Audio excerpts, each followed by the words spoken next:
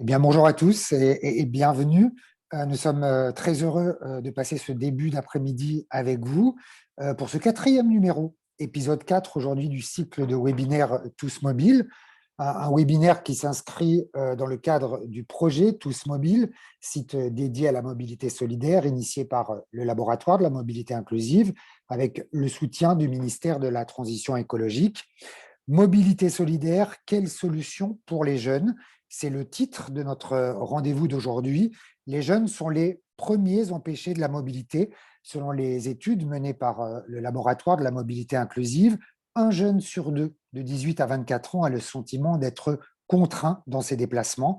Alors, comment favoriser et accompagner l'autonomisation des jeunes par la mobilité? Entre savoir bouger et pouvoir bouger, quelle réponse la mobilité solidaire peut-elle apporter?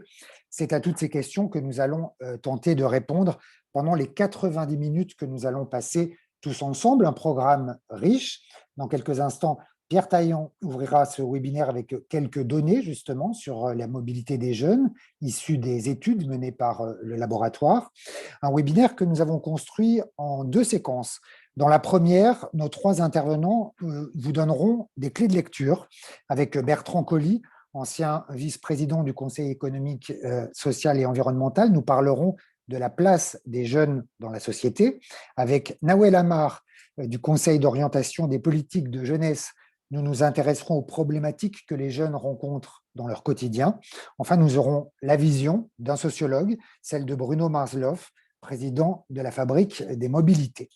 Dans une seconde séquence baptisée Agir, nous écouterons celles et ceux qui se mobilisent pour faire émerger des dispositifs facilitant l'autonomisation des jeunes. Existe-t-il d'ailleurs une politique globale de mobilité en faveur des jeunes? C'est la question que nous poserons à David Dubost de l'Eurométropole de Strasbourg. Cette seconde séquence sera structurée autour d'une double approche. Nous nous arrêterons dans un premier temps sur la question du savoir, savoir bouger, savoir rouler, savoir se repérer. Quels sont les leviers d'apprentissage? Nous entendrons Olivier Lacombe, conseiller éducation auprès de la déléguée interministérielle à la sécurité routière, et Marie Ronwasser, présidente de l'Association nationale des directeurs de missions locales. Enfin, nous nous intéresserons au pouvoir bouger. Autrement dit, quelles sont les solutions proposées? Quelles sont les modalités d'action aux solutions? Nous parlerons de voitures, de vélos, de covoiturage avec nos trois intervenants. Mathieu Alapetite, directeur communication, partenariat et affaires publiques chez WeMove. Annie-Claude Thiola, présidente de Place du Vélo et vice-présidente de la FUB. Et Thierry Gramont, conseiller mission locale du pays Villeneuvois. N'hésitez pas à poser vos questions pendant nos échanges à nos intervenants via le chat.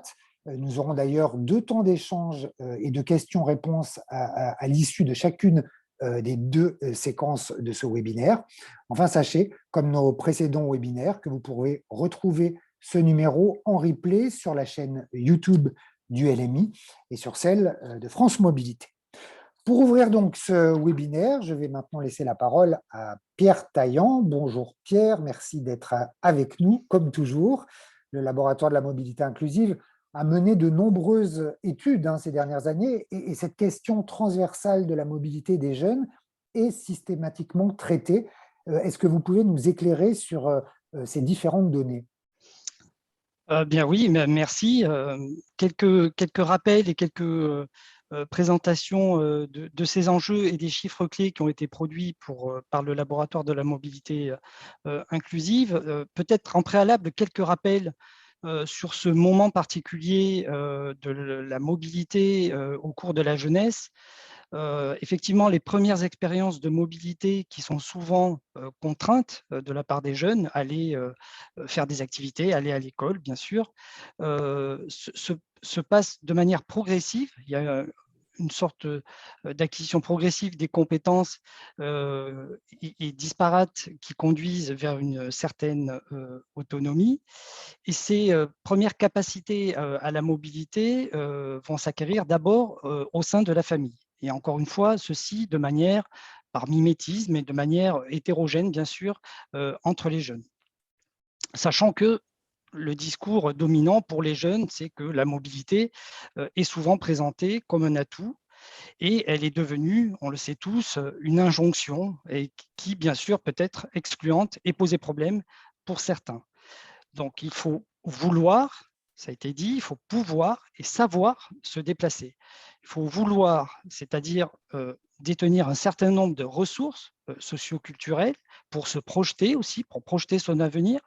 Il faut pouvoir, bien sûr, ça a trait à la capacité financière, aux ressources financières pour soutenir sa mobilité et savoir se déplacer. Bien sûr, il faut avoir les ressources cognitives pour se déplacer et maîtriser différents types d'outils qui vont être nécessaires à mobiliser dans son quotidien, dans ses déplacements quotidiens.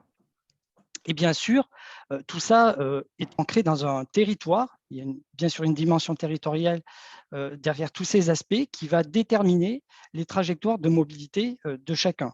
Et c'est cette notion qui a notamment été explorée dans la recherche du LMI sur la mobilité des jeunes dans le rural, c'est-à-dire ses choix, ses arbitrages, partir chercher des ressources ailleurs que dans son territoire d'origine, mais aussi ces notions de revenir dans son territoire d'origine pour y retrouver un certain nombre de ressources. Alors quand je dis ressources, c'est de la formation, de l'apprentissage, bien sûr, un emploi, bien entendu, mais aussi toute la vie socioculturelle de chacun.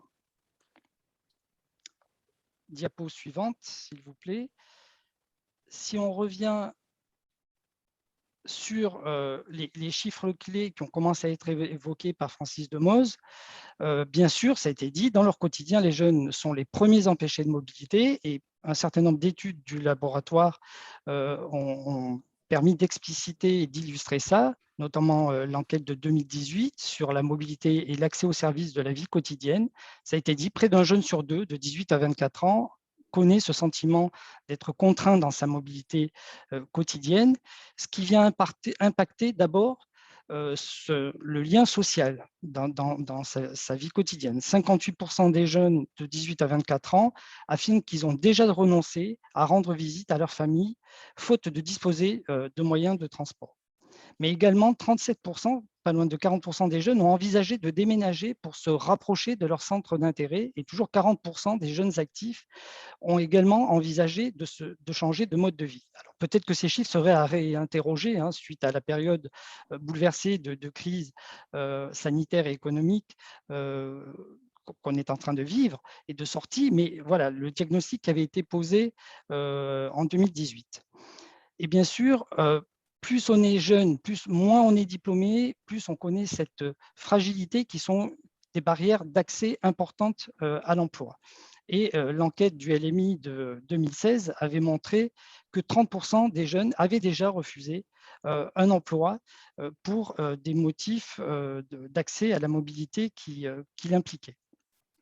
Donc, on voit bien l'enjeu réside ici à la fois dans l'éducation à la mobilité et bien sûr dans le message assez général que porte toujours le LMI dans la construction des solutions avec les principaux intéressés ici, les jeunes et des solutions qui leur sont le mieux adaptées.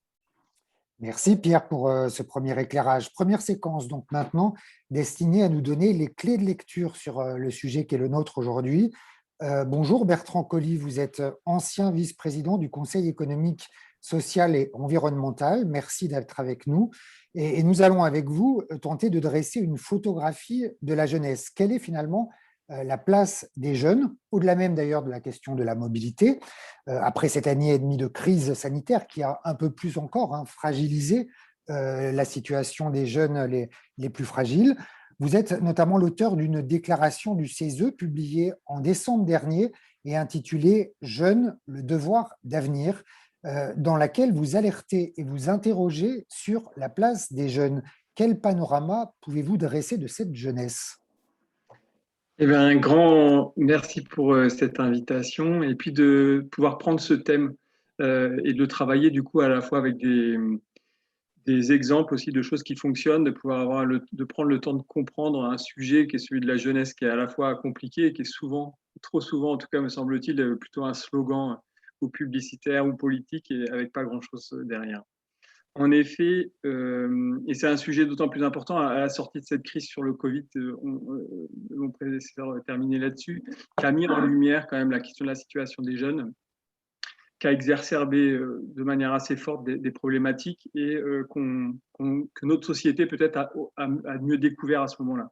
Et ça a amené un certain nombre d'acteurs à faire des propositions de politique publique. C'était le cas du Conseil économique, social et environnemental, et de pouvoir changer une situation qui paraissait en tout cas pas acceptable. Il y a 3 constats particulièrement importants qui ont été faits à ce moment-là. La question de la santé mentale et du lien social. En gros, pendant la crise Covid, c'est 2 tiers des jeunes qui sont en détresse psychologique. C'est plus de 23% qui ont des pensées suicidaires. Et ça vient révéler une situation qui était déjà auparavant assez questionnante et catastrophique de la santé mentale des jeunes français, où plus de 15% des étudiants, par exemple, avaient des épisodes dépressifs, ce qui est particulièrement important. Et par rapport à la question de la santé mentale et de la santé de manière plus large d'ailleurs, une absence souvent d'accompagnement et de réponses qui sont apportées. On pense notamment au manque de moyens des services sanitaires à la fois scolaires et universitaires, ce qui est une vraie problématique. Et au-delà, ça pose la question du lien social. Et on l'a vu, l'implication des associations, notamment des associations de jeunes, mais l'ensemble des associations et de l'implication de tous ceux qui pouvaient faire, qui a été très forte pendant cette période-là et qui continue, qui était déjà le cas avant, mais quand même une structure des associations qui favorisent le lien social qui est particulièrement fragilisée quand même ces dernières années, notamment du fait des problématiques économiques, et qui ont déserté un certain nombre de territoires, ce qui vient renforcer encore la question du lien social, notamment dans cette sortie de crise, la crise du lien, peut-être suite au Covid qui nous a mis à distance les uns des autres. Le deuxième constat particulièrement fort, c'est la question de la précarité, évidemment, qui a été ressortie de manière la plus vive. C'est-à-dire que l'ensemble des petits boulots qui permettaient la survie d'une part de la jeunesse s'est arrêté. Et la conséquence de ça a été qu'il y a une part des jeunes en tout cas, qui n'avaient plus accès à manger, qui n'étaient plus en capacité de manger, à subvenir à ses besoins. Et ça, c'était quand même particulièrement fort. Ça a révélé en fait une situation qui existait avant même le Covid, hein, c'est-à-dire que le taux de pauvreté des jeunes n'a cessé d'augmenter ces 30 dernières années, ce qui est, me semble-t-il, questionnant pour notre société. C'est particulièrement du fait qu'on a un système qui exclut les moins de 25 ans de la solidarité nationale, qui considère que la solidarité doit être réalisée par les familles. Et on a vu que les familles, dans cette période-là particulièrement, n'étaient pas en capacité d'apporter soutien. C'est des questions qui sont posées de manière plus générale. On le sait, notamment pour les jeunes qui sortent de l'aide sociale à l'enfance, il y a une part importante qui se retrouve sans domicile fixe. Et du coup, ça pose la question du regard porté sur notre jeunesse et de la question de la précarité.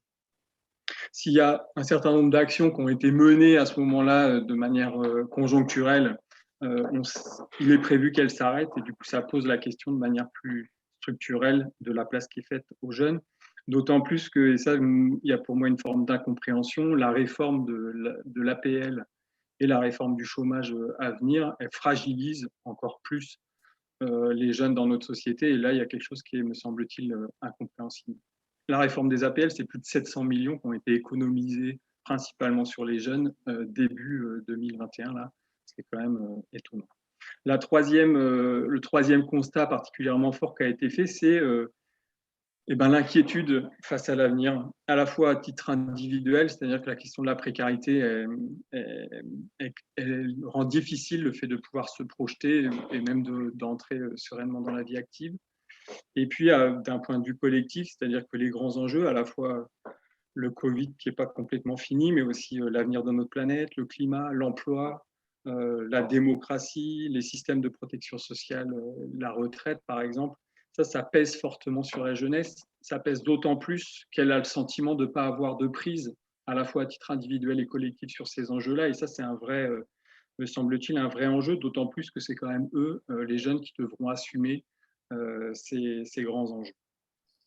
Et il y a là, je pense que c'est pour moi en tout cas la plus grande forme d'inquiétude pour la suite et cette sortie de crise, au-delà de conflits de génération qui sont parfois un peu, me semble-t-il, qui n'ont pas tellement de réalité. La grande inquiétude, c'est que les jeunes ils arrêtent de croire dans ces systèmes-là, à la fois de protection sociale, démocratique, etc., qu'ils s'en écartent parce qu'au moment où ils en ont le plus besoin, la solidarité nationale n'est pas là et les outils, en gros, qui sont quand même ceux qui font notre société, sont absents en direction d'eux. C'est quand même, on va bientôt demander aux jeunes là, qui ont fait la queue au Resto du Cœur pour avoir à manger, c'est quand même sûrement eux à qui on va demander de davantage cotiser pour la question des retraites, qui me semble-t-il pose une vraie question avec le risque qu'il y en ait un certain nombre qui s'écartent, en tout cas qui refusent de jouer le jeu de la société. Et ça, je crois que à la base, ça vient d'un grand malentendu de la société française sur le statut des jeunes. On sait que la question de la jeunesse, elle est largement construite par la question par nos outils de nos sociétés, c'est-à-dire à 16 ans ou maintenant à 18 ans, la scolarité obligatoire s'arrête. À 25 ans, on a accès aux minima sociaux, etc. Et du coup, ça va venir construire la jeunesse. Et notre société, pardon, elle ne fait pas le choix de regarder ou le jeune comme un grand enfant, c'est-à-dire qui dépendrait de sa famille, ou comme un adulte à part entière, et du coup qui sera un citoyen qui aurait les mêmes capacités que les autres. Et ça maltraite assez fortement la jeunesse. C'est notamment les travaux d'un sociologue qui s'appelle Tom Chevalier, qui a fait des comparatifs européens particulièrement intéressants et qui montre comment notre société et les jeunes dans notre société sont dans une situation compliquée de fait que notre société ne fasse pas ce choix-là. Alors que d'autres pays qui donnent la capacité aux jeunes d'être jeunes et d'être autonomes dans cette période de la vie-là, on voit qu'ils ont beaucoup plus confiance dans l'avenir, ils sont moins en précarité, ils ont plus confiance en eux. Merci. Je vous laisse peut-être conclure. En 30 Bertrand. secondes. Oui. Peut-être pour conclure, pour raccrocher à la question de la mobilité, c'est un excellent objet, me semble-t-il. Ça a été dit, c'est à la fois des enjeux de précarité, mais aussi de solidarité entre les générations. On pense au covoiturage ou à d'autres choses, d'ouverture au monde, évidemment. Et ça nécessite, pour répondre, et ça vient d'être dit également, des constructions collectives, de partager, d'impliquer, et me semble-t-il, de considérer à ce moment-là les jeunes comme des acteurs à part entière de ces dispositifs qui participent à les construire. Ça les rend évidemment plus opérants, et puis ça participe de changer la place des jeunes dans notre société. Merci beaucoup Bertrand Colli pour cet état des lieux sévère, mais état des lieux qui nous permet d'avoir effectivement toutes ces informations en début de webinaire. Nous allons maintenant nous intéresser aux problématiques que rencontrent les jeunes dans leur mobilité quotidienne. Bonjour Nawel Amar, vous êtes adjointe au secrétaire général du Conseil d'orientation des politiques de jeunesse, le COJ. Fin 2019, le COJ publiait un rapport sur la mobilité des jeunes dans lequel vous tentiez déjà de répondre à cette vaste question, la mobilité est-elle une clé de l'émancipation? Est-ce que vous êtes avec nous, Nawel Amar? Oui, tout à fait, excusez-moi. Bonjour. Bonjour, merci beaucoup pour m'avoir invité à cet événement important. Effectivement, la question de la mobilité est très importante, notamment pour les jeunes. Voilà, peut-être quelques mots rapidement sur le COJ. Qu'est-ce que le COJ, hein? C'est une instance qui est placée auprès du Premier ministre et qui a été créée il y a maintenant plus de 4 ans, en octobre 2016. En août 2018, Jean-Michel Blanquer a saisi le COJ afin que celui-ci approfondisse la question de la mobilité des jeunes sous ses différentes acceptations. Alors, ce qui était indiqué dans la lettre de saisine, c'est que le COJ s'intéresse à la mobilité résidentielle, professionnelle, numérique, géographique, etc.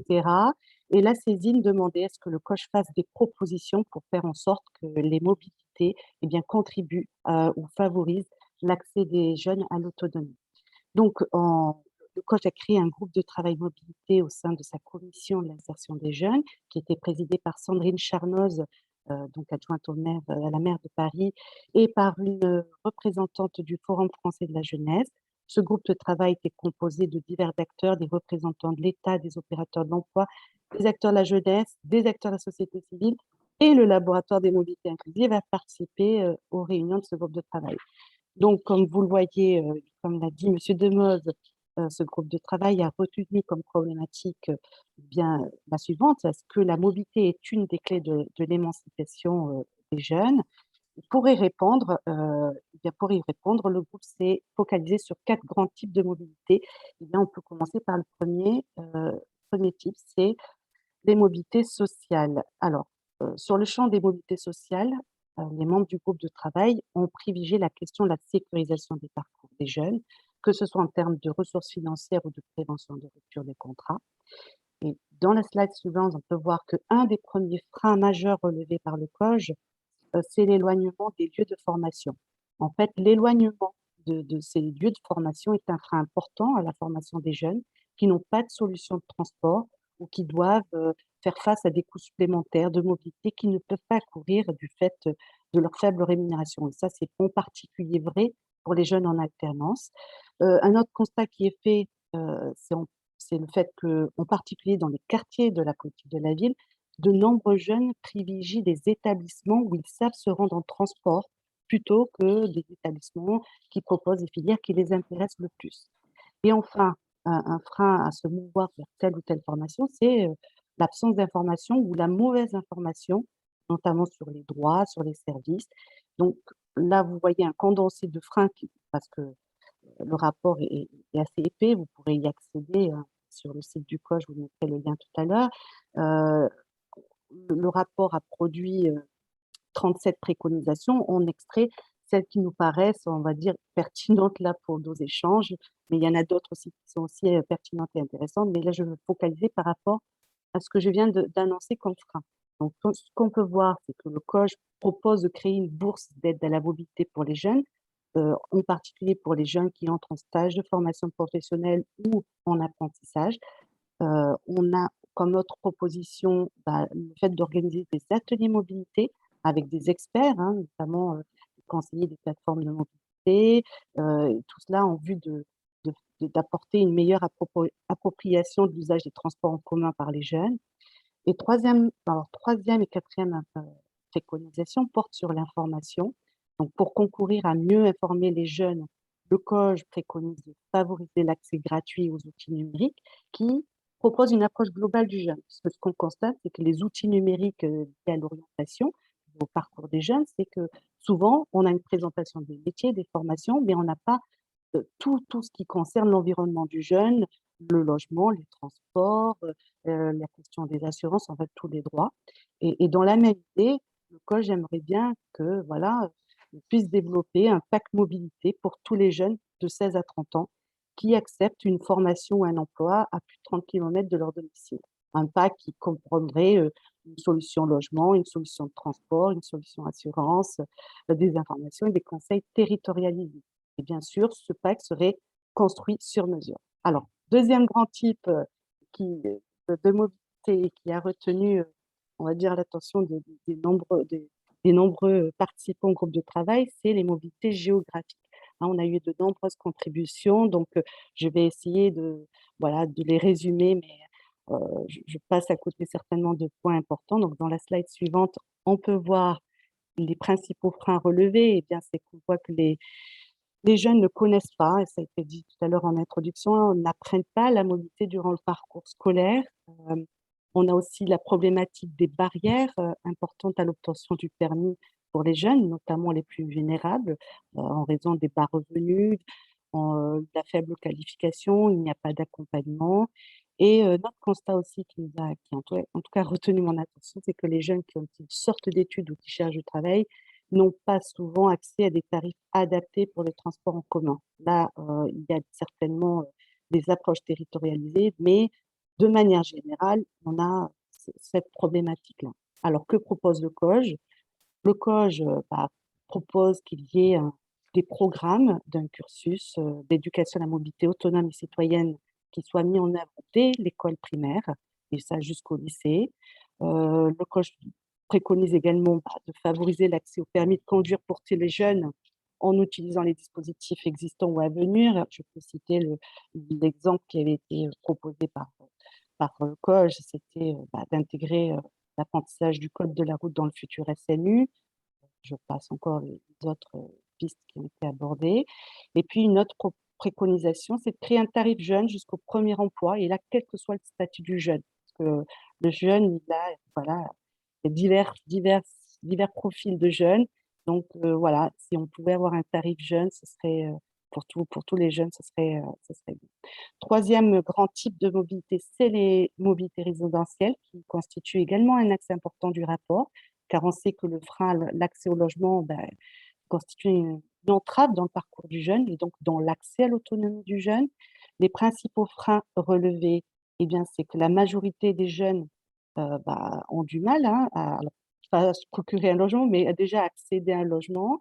On a aussi la problématique des jeunes mal logés, ça a été dit par Bertrand Colli, hein, des jeunes qui sont aussi à la rue, qui cumulent des difficultés.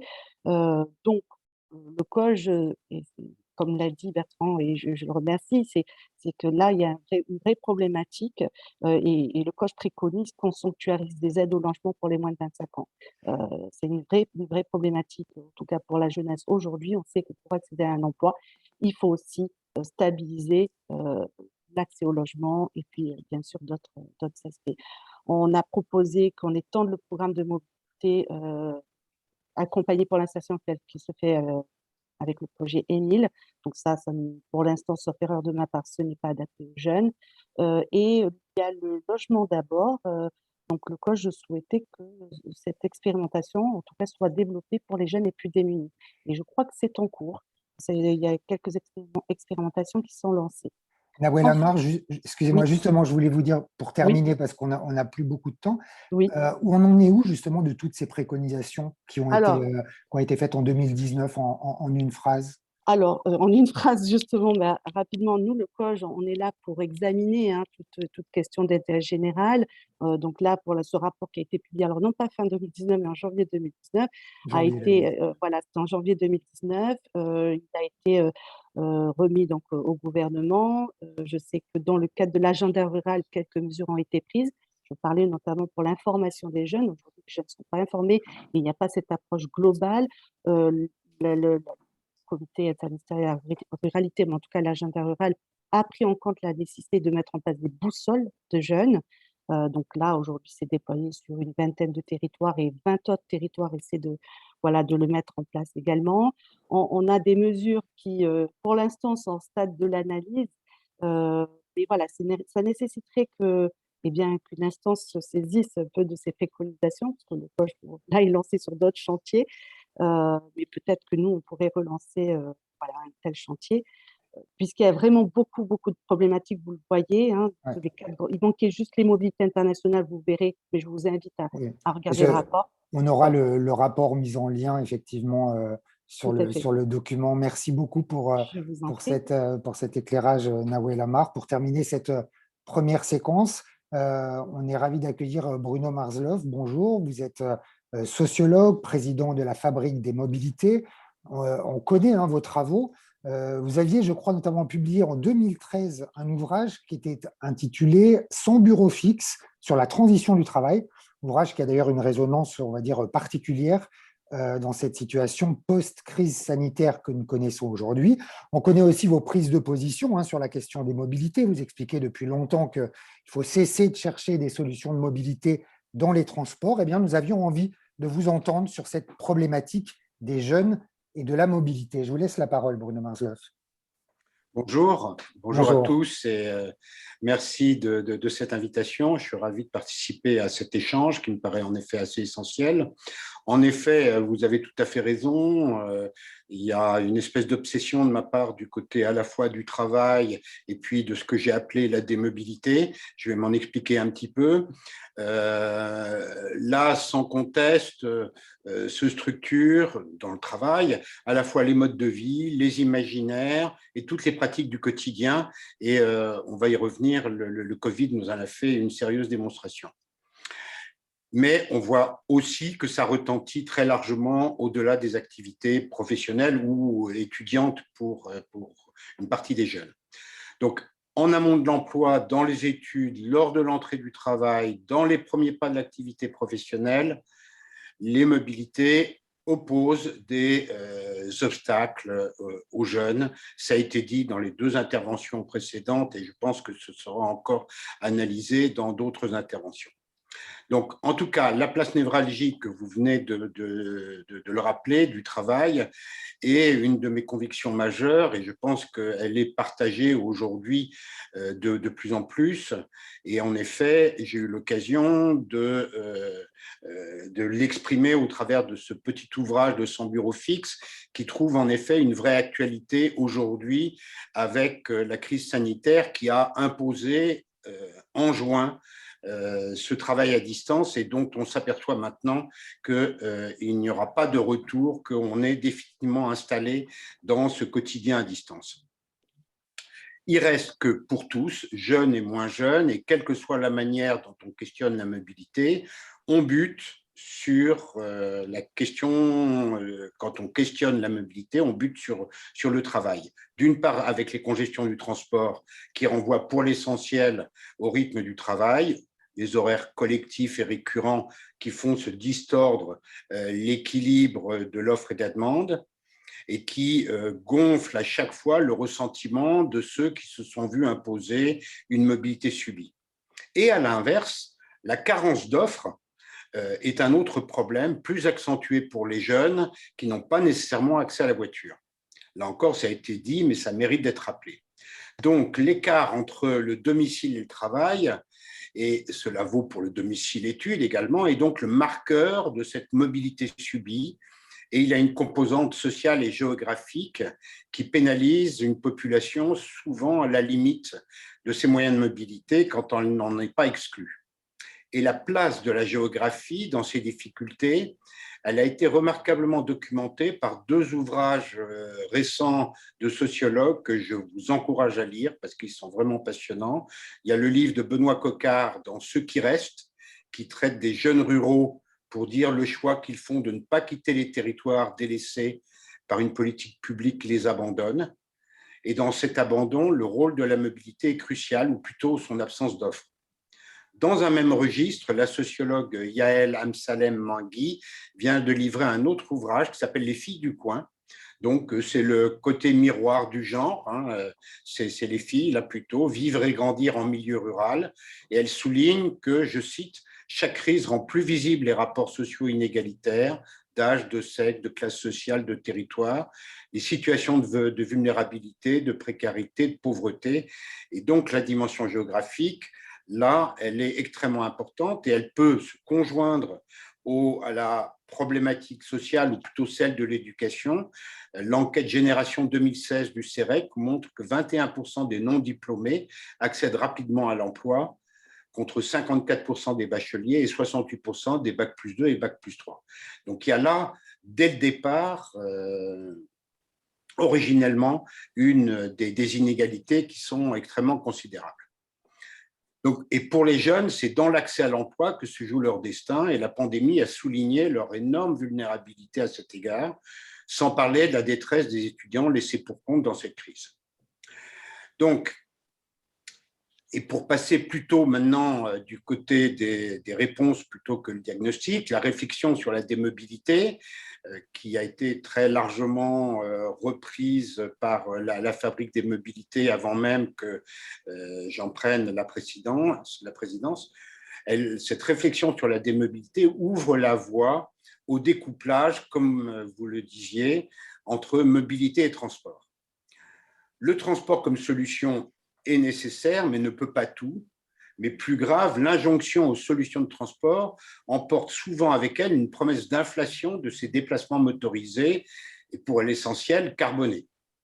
Dit autrement, la démobilité décentre la question des mobilités, elle accorde une part moindre aux réponses du transport, même si elle ne les néglige pas, pour se concentrer sur autre chose qui sont les accessibilités. Donc, cette démarche ouvre trois grandes pistes d'innovation bénéfiques à de nombreux écarts et à, en tout cas, des évitements de mobilité ou à des réductions, notamment, et qui agissent également sur les enjeux d'inclusion. Ces trois grandes pistes sont d'une part la maîtrise des mobilités choisies, la maîtrise des proximités, et puis, dans un espèce de paradoxe, face à cette maîtrise de proximité, la maîtrise de la distance. Donc, On en a fait un manifeste à la Fabrique des Mobilités il y a 2 ans. Au sein de la Fabrique des Mobilités, on a publié ce manifeste auquel vous pouvez accéder avec votre moteur de recherche. Et désormais, ce sont des projets sur lesquels l'ADEME lance des AMI, donc l'ADEME qui accompagne les projets de la Fabrique des Mobilités avec d'autres acteurs, est rentré dans cette démarche de démobilité. Alors, très rapidement sur ces 3 pistes, et pour conclure, la question des mobilités choisies, elle trouve son analyse dans les observatoires qu'on a réalisés entre Chronos et l'Obsoco. Et à chaque enquête, nous répétait que l'insatisfaction des mobilités n'est pas forcément corrélée à son intensité, mais qu'elle est toujours corrélée aux abus. Les abus de mobilité, et notamment le temps perdu, le stress, etc., sont les gros obstacles et qui font que Forum Vie Mobile, dans une enquête il y a 1 an, avait mesuré qu'une majorité de la population, 54%, était prêt à envisager des restrictions sur un contingentement des déplacements, tant ils sont fatigués de ce trop de mobilité. Donc, comment est-ce qu'on y répond? On y répond en maîtrisant la mobilité. Et là, c'est assez intéressant de voir comment les jeunes développent des stratégies où ils jouent à saute-mouton entre les offres de transport, passant d'une opportunité à une autre, du covoiturage à la trottinette, du métro ou Uber en alternative opportuniste ou en construction multimodale. Mais la stratégie la plus importante, c'est aussi le choix de travailler autrement, de choisir, quand c'est possible, une flexibilité d'horaire, voire bien sûr le télétravail. Donc, l'autonomisation est en effet le support d'une mobilité choisie, du savoir bouger, comme vous l'évoquiez, sauf que l'autonomisation, ça ne se décrète pas. On n'invente pas une offre de mobilité pour pouvoir bouger, on doit en créer le cadre. L'agilité et l'intelligence dans le déplacement n'existent que si le cadre du quotidien qui est offert est présent. Et il me semble qu'il ne l'est pas, ça a été aussi dit par les intervenants précédents, on est face à un difficile accord entre le savoir bouger et le pouvoir bouger.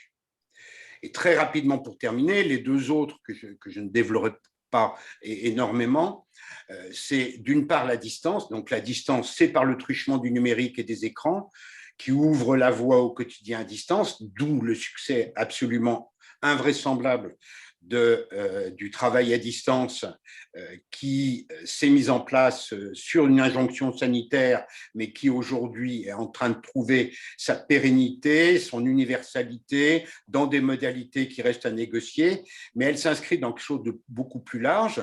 Je rappelle que personne ou quasiment personne n'utilisait les services de télésanté au 1er mars 2020, qu'un mois après, 20% des Français utilisaient la télésanté.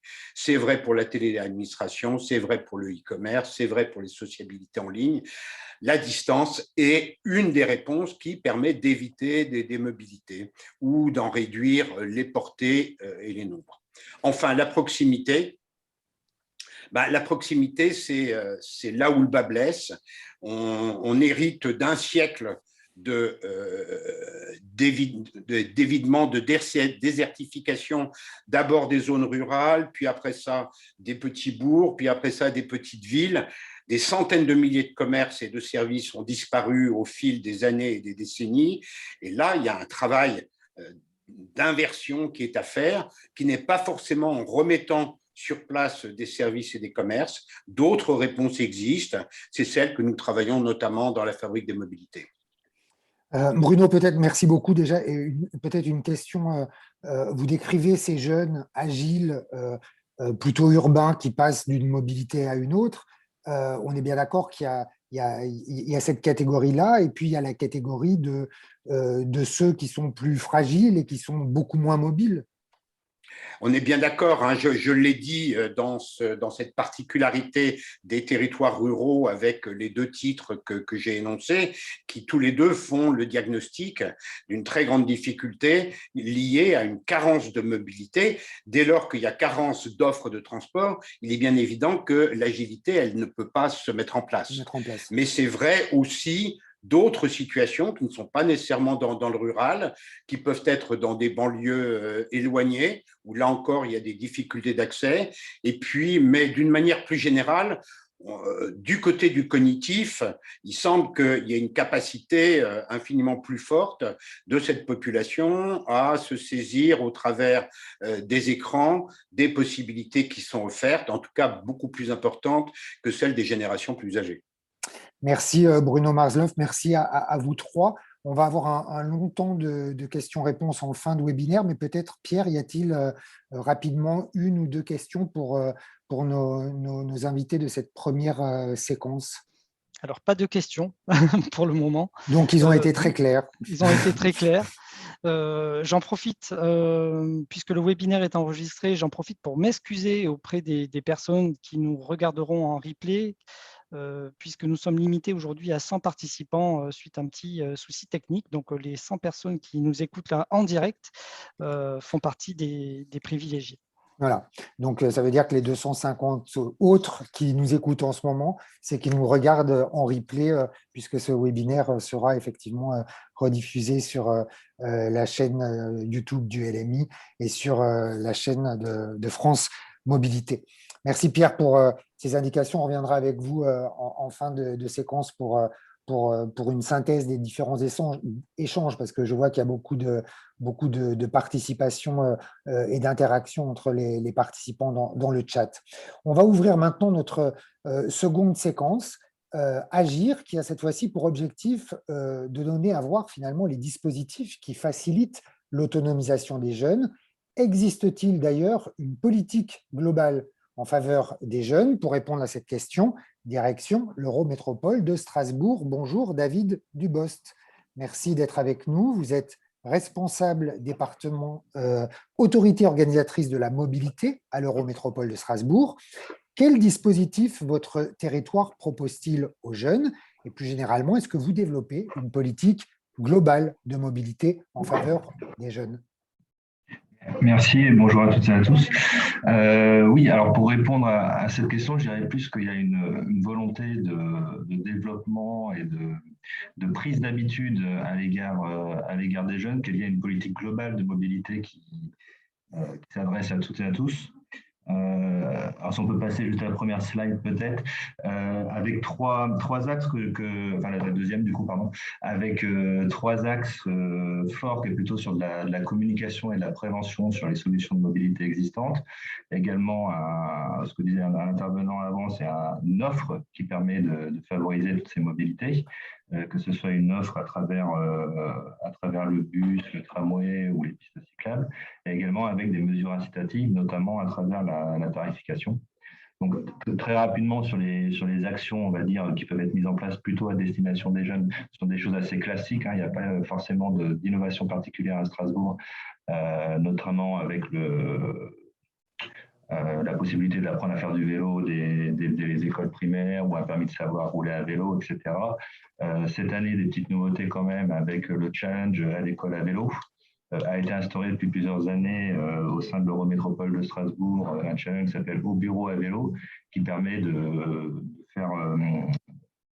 d'inciter les travailleurs en fait à travers un concours avec beaucoup d'entreprises pour savoir qui fait plus de kilomètres sur une période donnée. Donc cette année, ça a été ouvert au niveau des collèges.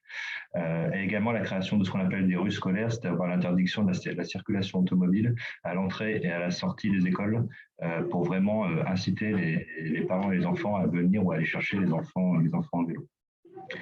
Donc, le deuxième grand axe, c'est plutôt des infrastructures pour développer l'offre de transport, comme on dit. Donc, avec un développement depuis 30 ans au niveau de l'Eurométropole du tramway, avec 6 lignes de tramway. On a le réseau de tramway, je ne parle pas du métro, le plus dense et le plus maillé de France. Et un certain nombre avec une offre extrêmement forte. On a également des lignes scolaires nombreuses, notamment c'est une obligation, mais notamment dans tous les quartiers sur lesquels des lignes régulières ne peuvent pas subvenir, on va dire, aux besoins des scolaires, qui viennent en complément de lignes interurbaines assez fortes et non pas en concurrence ou autre. Également a été mis en place depuis 2 ans maintenant, mais vraiment déployé à partir du 1er mars. Ça touche essentiellement les plus jeunes, les collégiens et les lycéens. C'est ce qu'on appelle le transport à la demande. Dans toutes les zones de l'Eurométropole sur lesquelles l'offre n'est pas extrêmement dense et n'est pas très régulière, a été mis en place des navettes électriques qui permettent de réserver jusqu'à une demi-heure à l'avance son transport pour soit circuler sur l'ensemble des 25 communes de l'Eurométropole, ou alors de se rabattre sur des points, on va dire, forts et impactants qui sont sur la commune, comme de gros arrêts de tramway, des gares, etc. Et donc, c'est un vrai succès que ce service rencontre, notamment auprès des collégiens et lycéens, puisqu'ils sont plus d'un tiers des utilisateurs de ce service-là. Ce qui leur permet en fait vraiment d'adapter en fait leur mobilité en fonction surtout de leur horaires scolaires ou alors lorsqu'ils sont en association sportive ou autre. Très important, c'est un réseau de pistes cyclables très important, dense également sur Strasbourg. On a 600 km de pistes cyclables. Un grand plan également de programmation est en cours de 100 millions d'euros pour développer encore plus ces pistes cyclables, faire des vélostraces, etc. Et donc, ce qui incite fortement à l'usage du vélo. Et c'est un petit peu tout ça qui fait que dès le plus jeune âge, en fait, que ce soit les enfants, les jeunes, voient leurs amis, leurs parents, leurs oncles, leurs tantes utiliser les transports en commun, utiliser également beaucoup la marche à pied ou les vélos.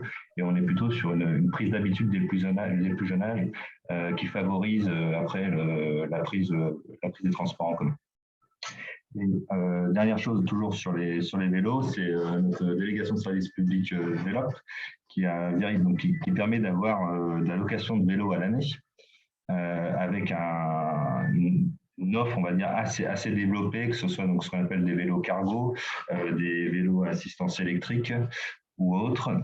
Pardon, et donc qui permet de s'initier, on va dire, à l'utilisation du vélo. Et une fois qu'on s'est habitué avec Vélop à utiliser les vélos, on peut arrêter son abonnement et donc passer sur l'acquisition d'un vélo. Mais ça permet vraiment de se rendre compte, d'avoir une expérimentation. Est-ce que le vélo est utile dans la mobilité du quotidien ou autre? Et après, de passer à autre chose sur l'acquisition propre.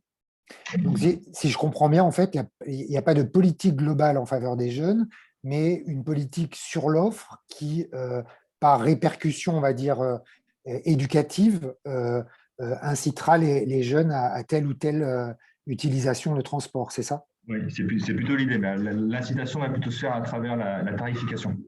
D'accord. Auprès des jeunes avec des tarifs adaptés. Donc déjà, c'est une tarification donc solidaire, tarification sociale qui a été mise en place depuis une dizaine d'années, avec une grille tarifaire qui, en fonction des revenus, va aller de 3,40 € par mois à 51,80 €. C'est-à-dire qu'un enfant de moins de 18 ans qui est au plus bas des quotients familiaux, son abonnement sera de 3,40 € par mois. Des titres combinés également entre ce qu'on appelle l'interurbain et le transport urbain avec chacun des opérateurs et donc des autorités organisatrices qui font un effort sur le prix pour que cette combinaison de titres ne soit pas une addition de prix mais vraiment une plus-value, j'ai envie de dire, pour l'utilisateur. La possibilité d'utiliser également à l'intérieur de l'Eurométropole le réseau ferré gratuitement, à partir du moment où on a un abonnement, évidemment, mais il n'y a pas de surcoût à utiliser le train à l'intérieur de ce territoire.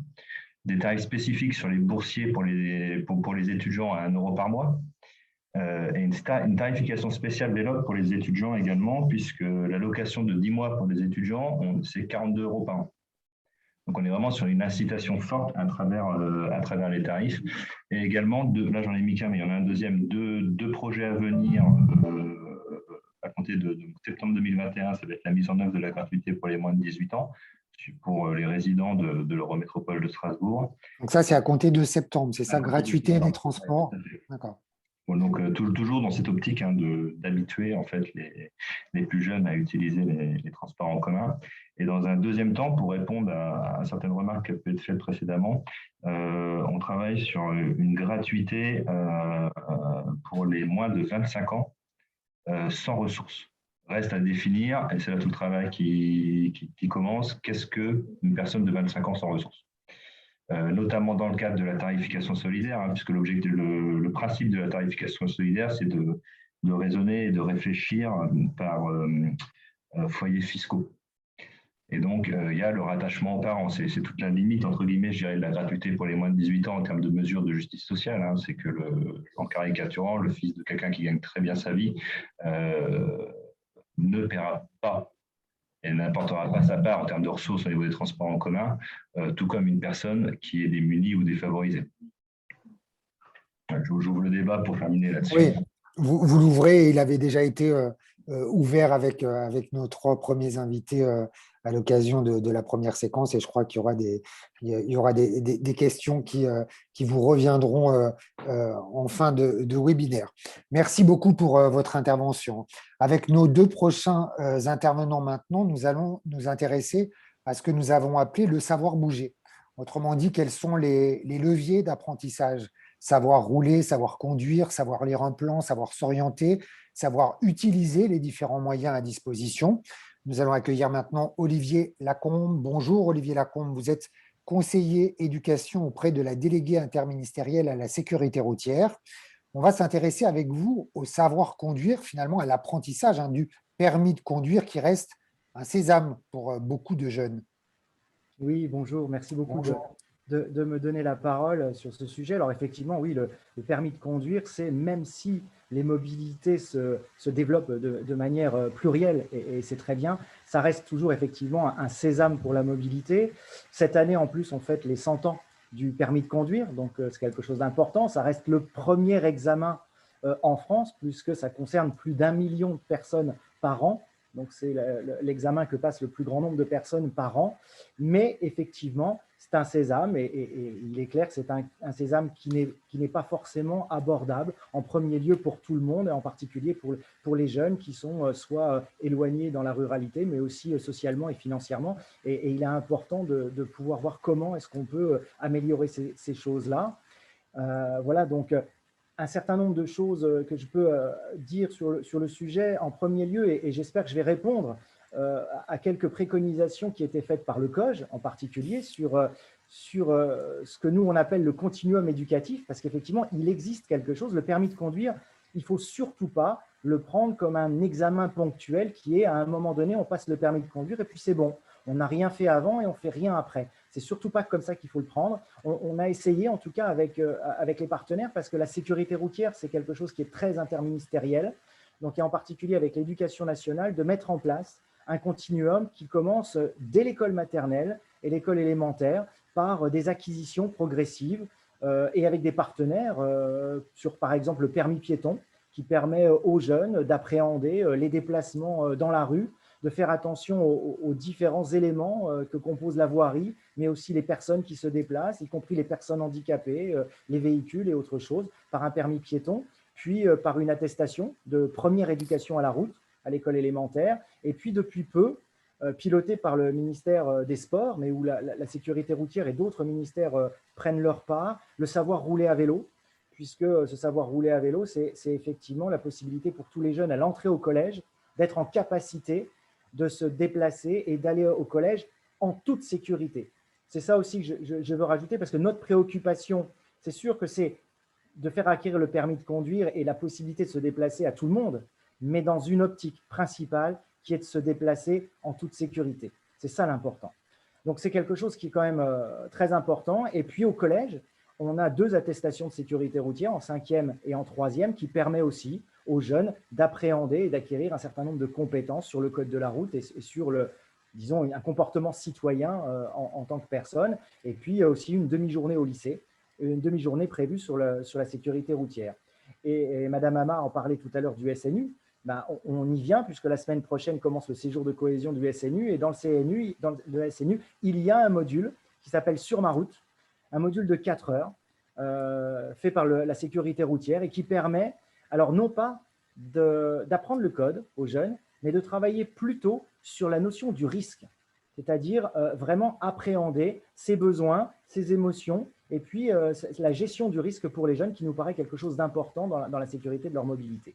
Et puis, il y a le permis de conduire, effectivement, et je développerai dans un deuxième temps les différentes modalités et les aides qu'on peut avoir pour ce permis de conduire. Et puis, il y a à la suite, au moins les formations post-permis qui donnent la possibilité aux jeunes en période probatoire, d'une part, de raccourcir leur période probatoire, mais aussi d'avoir une journée qui leur permet justement aussi d'appréhender les risques sur la route, et c'est important. Alors tout ça, c'est important, pourquoi? Parce que cette tranche d'âge qui nous intéresse des jeunes, qui peut aller de 15, 16, 17 ans jusqu'à 24 ans, il faut savoir qu'elle représente 12% de la population, mais 20% des tués sur la route. Donc pour nous, c'est quelque chose de fondamental, de leur permettre de se déplacer, mais comme je le disais, de se déplacer en toute sécurité. Alors, on sait qu'il y a des difficultés, donc la slide suivante. L'intérêt, c'est de pouvoir accompagner cet accès au permis de conduire. Donc, il y a un certain nombre de dispositifs, et dans ce que j'ai entendu tout à l'heure, c'est vrai que ce qui est important aussi, c'est de pouvoir donner aux jeunes l'information sur ces dispositifs, parce qu'ils existent, mais ils n'en ont pas toujours connaissance. En particulier, il y a les 3 possibilités de conduite accompagnée. Alors, beaucoup connaissent la conduite anticipée, qui permet à tout jeune de commencer à apprendre des leçons de conduite et à conduire avec une personne de sa famille dès l'âge de 15 ans, de manière à pouvoir, de manière anticipée, passer le code et ensuite passer en toute sécurité le permis de conduire à 18 ans. Mais il y a également la conduite encadrée qui est donnée aux jeunes qui sont en formation professionnelle, de pouvoir, avec un enseignant, mais aussi un professionnel, de pouvoir travailler et gagner en confiance en ayant des séances de conduite, spécialement dans le cadre de son cursus, pour pouvoir passer son permis B dès l'âge de ses 18 ans. Donc de gagner du temps et de la sécurité. Et puis, il y a la conduite supervisée. Là, c'est pour les jeunes qui ont déjà 18 ans et qui peuvent, avec un superviseur, un petit peu comme la conduite anticipée, mais avant le permis, prendre entre guillemets quelques cours supplémentaires. Et ça, c'est quelque chose qui est très intéressant. Et sans vouloir empiéter sur ce que dira la présidente des missions locales, l'association des missions locales, nous avons un partenariat qui est très fort avec les missions locales, où nous travaillons justement sur 2 aides qui sont la conduite supervisée, mais aussi les simulateurs de conduite, qui sont une vraie solution pour les jeunes qui sont en difficulté et pour gagner du temps et pour gagner en confiance. Donc voilà, on a ces possibilités. On a des possibilités sur le financement du permis aussi. Il y a le permis, donc son intitulé, le permis à 1 € par jour. Qui permet Ça marche le permis à 1 € par jour? Non, pas aussi bien qu'on le voudrait, parce qu'il faut qu'on en fasse plus la promotion, il faut que tout le monde puisse en faire la promotion. Le principe de ce permis à 1 € par jour, c'est 3 montants qui sont de 300, 600 ou 1200 €, qui sont donc attribués sur dossier par un certain nombre d'organismes financiers qui travaillent en partenariat avec nous, en sachant que les intérêts sont pris en charge par l'État et que le prêt peut être aussi cautionné par l'État.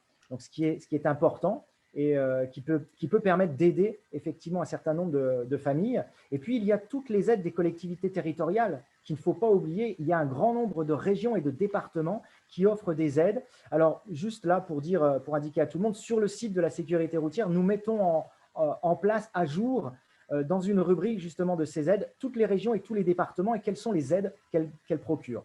Il y a les aides Pôle emploi au permis aussi qui existent. Donc, il y a un certain nombre d'aides, mais c'est vrai que beaucoup de jeunes n'en ont pas forcément connaissance. Et puis enfin, il y a les auto-écoles associatives, c'est-à-dire qu'on a souhaité que des auto-écoles soient labellisées et puis reconnues avec une validation préfectorale, comme des auto-écoles du service marchand, mais qui, elles, ont des contraintes supplémentaires de ne s'adresser qu'à des jeunes qui sont socialement en difficulté, avec des revenus et des moyens beaucoup en dessous de la moyenne par rapport aux autres jeunes, de démultiplier les heures de conduite pour des prix qui sont très avantageux et surtout d'offrir d'autres services en amont. C'est-à-dire de travailler avec des associations sur de l'alphabétisation, sur de l'aide au budget, sur des choses comme ça. Et ça, je pense que c'est quelque chose qui est important. Donc voilà, j'ai essayé de faire un tour, mais voilà, en tout cas, c'est notre envie aussi à la sécurité routière de pouvoir démultiplier les possibilités d'apprentissage, d'aide et d'accompagnement des jeunes vers une mobilité sûre. Merci Olivier Lacombe pour votre intervention. Vous mentionnez les missions locales. On va justement s'intéresser à ces missions locales qui font partie du service public de l'emploi. On en compte, je crois, à peu près 400 sur le territoire. Elles exercent une mission de service public de proximité afin de permettre à tous les jeunes de 16 à 25 ans de surmonter les difficultés. Marie Ronvazer, bonjour. Vous êtes présidente de l'Association nationale des directeurs de missions locales. Vous êtes par ailleurs vous-même d'ailleurs directrice d'une mission locale, la mission locale de Chinon en Indre-et-Loire.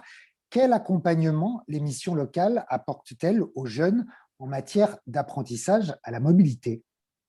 Merci, oui, bonjour. Effectivement, Bonjour. je suis présidente de l'association des directeurs et donc directrice moi-même. C'est ce qui me vaut ce titre de présidente depuis peu. Vu que beaucoup de choses ont été dites, je vais modifier un peu mon intervention pour éviter les redites et vraiment Allez-y. concentrer sur ce qu'on fait, d'autant plus que je sais que j'ai un collègue qui va intervenir derrière sur des exemples peut-être plus pratico-pratiques. Oui, les missions locales, Bruno Maslow le disait tout à l'heure, la mobilité est très liée à la notion d'emploi et de formation. Et dans la mesure où l'emploi et la formation en tant que membre du SPE, c'est notre cœur de métier, il est bien évident que l'on ne peut pas ne pas se prendre d'intérêt sur la question de la mobilité.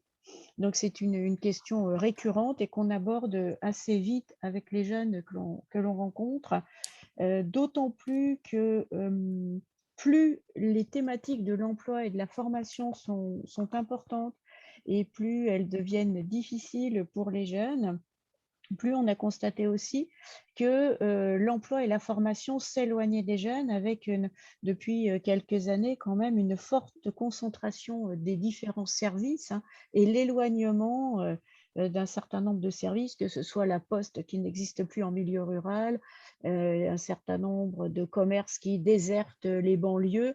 Donc, au fur et à mesure qu'on a besoin d'être de plus en plus proche, on a l'impression qu'un certain nombre de partenaires s'éloignent. Donc, les missions locales vont être bien évidemment très sensibles à ce thème de la mobilité.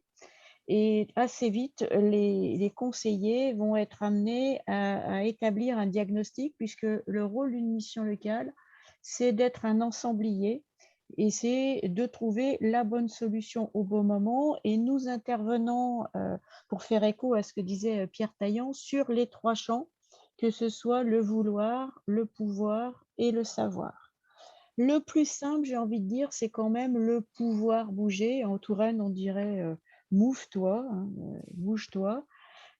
C'est encore ce qu'il y a de plus facile. Quand les gens veulent, on arrive à trouver des solutions puisqu'on est plutôt là sur des problématiques de moyens de transport, ce qui est un champ assez plus étriqué de la mobilité.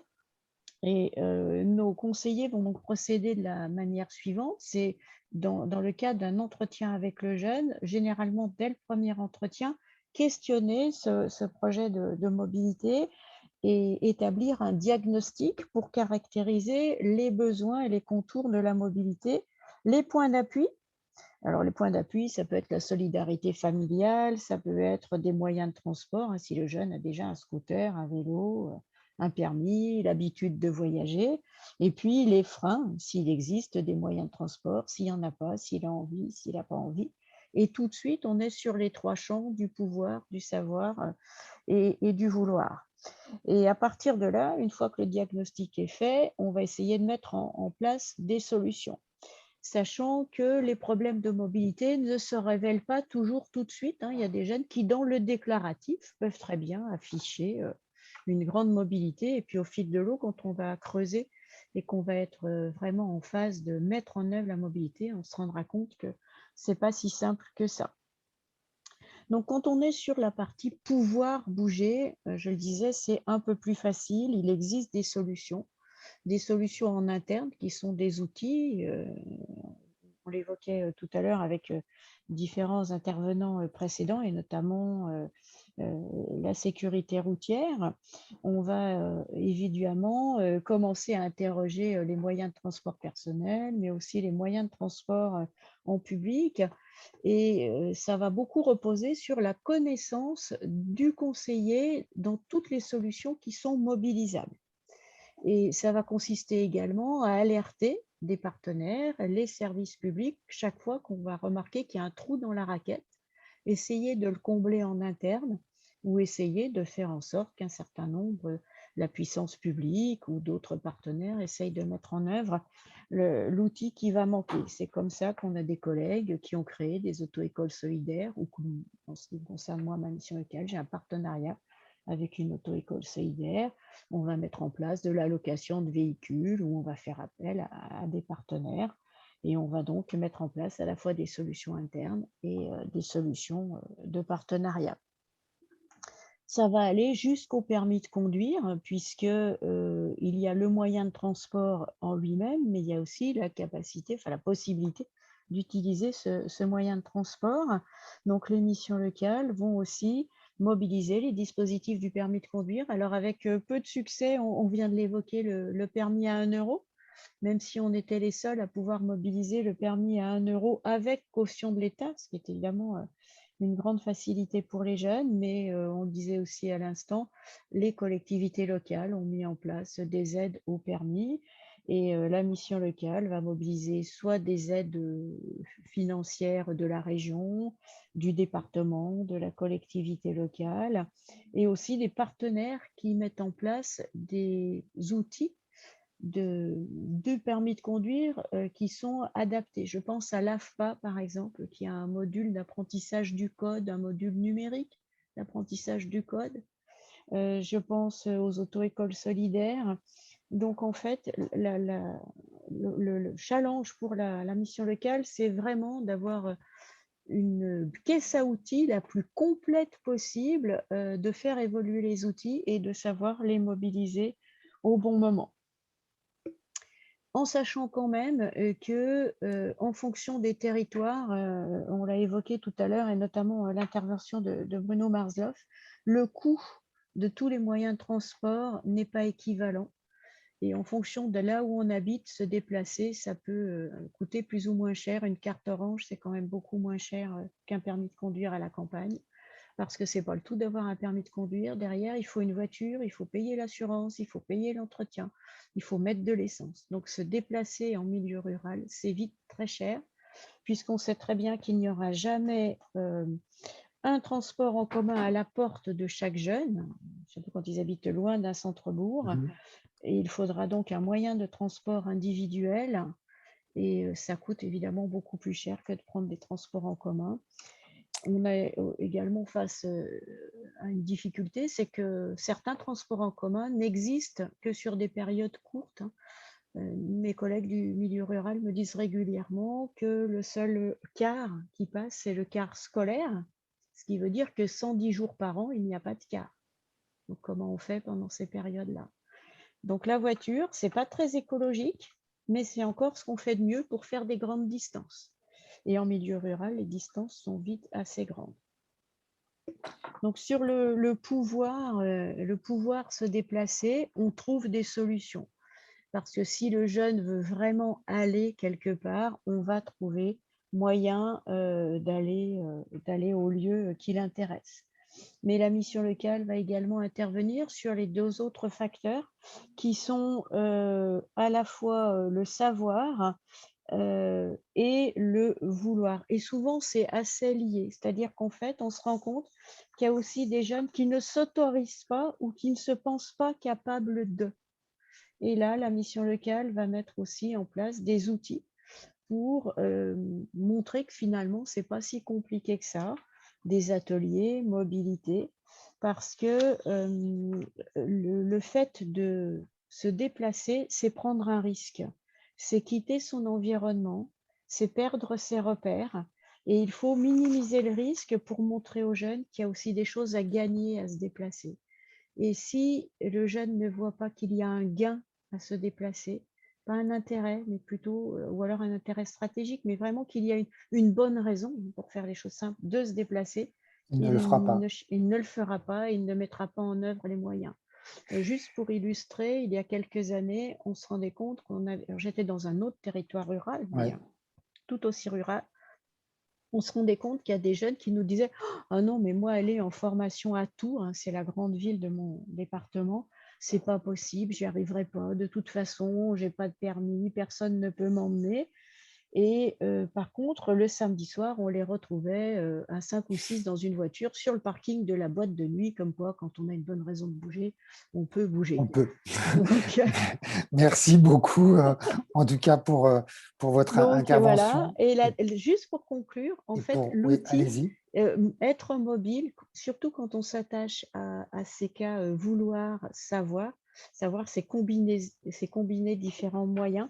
Ça peut demander du temps et l'accompagnement que l'on fait, notamment avec la garantie jeune, qui est à la fois un accompagnement et l'accès à des ressources, puisqu'il y a une allocation, c'est aussi un des outils qui est à la main des missions locales pour travailler tous ces sujets.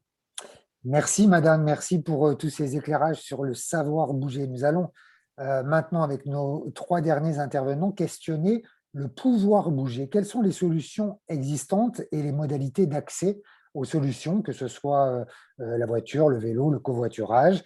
Bonjour Mathieu Alapetite, vous êtes directeur communication, partenariat et affaires publiques chez WeMove. Quelles solutions une plateforme de mobilité comme la vôtre propose-t-elle aux jeunes qui viennent vous voir et dans quel mode de déplacement d'ailleurs se projette-t-il? Alors, bonjour à toutes et tous. Merci pour l'organisation et l'invitation cet après-midi. Pas évident d'intervenir maintenant parce que c'est vrai que beaucoup de choses ont été dites et finalement, ce serait pour moi de rappeler l'utilité de la plateforme de mobilité qui est vraiment cette interface entre finalement beaucoup d'acteurs qui sont déjà intervenus et qui interviendront juste après moi. C'est vraiment ce travail de bonne connaissance du territoire et de l'offre de mobilité, et puis d'accompagnement vers ces solutions. Donc vraiment là, finalement, être l'interface entre, je dis si souvent, les problèmes et les solutions sur un même territoire. Je vais, sur la slide suivante, je vais vous présenter rapidement le profil des publics que l'on accompagne, et après, je ferai vraiment un focus sur la suite, sur vraiment les publics jeunes. Donc globalement, sur l'année 2020, on a accompagné 15 000 personnes sur l'ensemble du territoire national, donc présents sur 10 régions et sur des territoires très différents, du rural, du périurbain et de l'urbain. Finalement, on a 54% de femmes accompagnées sur le territoire, une moyenne d'âge plutôt jeune de 33 ans. Et donc, je vais y venir juste après, mais sur les 15 000 personnes accompagnées, on a accompagné environ 5 000 jeunes, donc jusqu'à 25 ans, et j'y reviendrai juste après. 20% de familles monoparentales, donc 86% concernent des femmes, et on est à 50% environ de résidents en milieu rural, 40% de bénéficiaires ruraux résidents de QPV, et là, on est principalement sur des publics jeunes. J'y reviendrai un petit peu après. Le ratio, c'est 77% d'inscrits à Pôle emploi et 35% de bénéficiaires du RSA. On est vraiment sur des publics, et là aussi, sur les jeunes, ça se ressent également, on est sur des publics peu qualifiés, donc qui ont des besoins de déplacement assez importants, sur parfois des horaires décalés, donc là aussi des solutions de mobilité à trouver adaptées.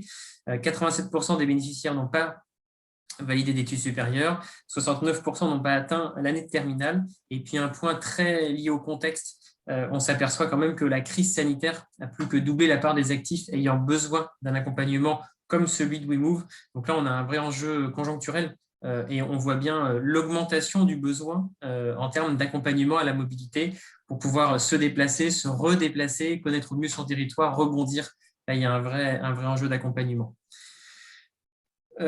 Sur la slide suivante, alors je vais venir juste après sur l'accompagnement lui-même, mais je voulais présenter finalement un petit peu en termes de valeur ajoutée par rapport à tout ce qui a été dit avant finalement sur les publics jeunes, mais on pourrait, cette tendance-là, elle est vraie sur l'ensemble de nos publics. Il y a un vrai enjeu, l'accompagnement, c'est aussi déconstruire les a priori. Et c'est finalement toute cette bataille culturelle face à le poids culturel de la voiture, qui est un symbole de liberté, de réussite sociale également. Vraiment, je peux faire ce que je veux quand je veux. Je suis libre avec une voiture individuelle. Mais quelque part, on est très vite rattrapé par les réalités, principalement économiques, par rapport à cette possession de voiture individuelle. 74% des jeunes, alors je précise, c'est vraiment jusqu'à 25 ans inclus dans nos bénéficiaires, 74% des jeunes ont une opinion positive de la voiture. Mais finalement, dans ces 5 000 personnes, il y en a une majeure partie qui a une opinion positive de la voiture, donc ils se sont projetés sur la voiture, ils se sont appropriés ce mode de déplacement. Pour autant, 81% ne sont pas titulaires du permis de conduire. 92% à l'entrée dans le parcours, donc parmi les 5 000 personnes, expriment la volonté de passer le permis. Mais finalement, et je tease un peu sur la suite, mais pour 96% d'entre eux, on trouvera une solution alternative au permis.